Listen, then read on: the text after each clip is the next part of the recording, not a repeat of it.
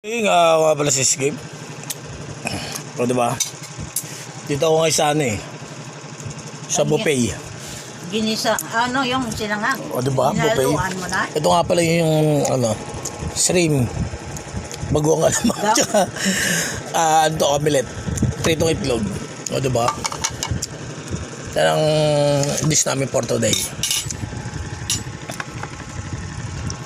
O diba? So si Dudong pakita pa.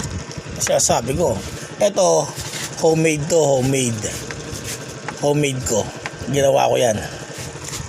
O, diba?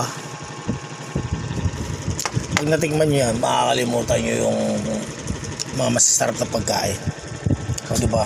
Kasi ito pinakamasarap sa akin Hindi sa pagyayabang to, hindi sa pang to yung guys Sabihin nyo kasi yung mga mayayaman sabihin nagpapawa na naman yun ang totoong pangyayari, di ba? Yun ang mga ulam po talaga. O, di ba? Walang yabangan doon, walang paawa effect doon. O, di ba? Nagbablog lang ako. Siyempre, para at least kumita, di ba? Alam mo na, kaya yung kumuha na sahod ka sa Facebook, manda ka lang. O, di ba?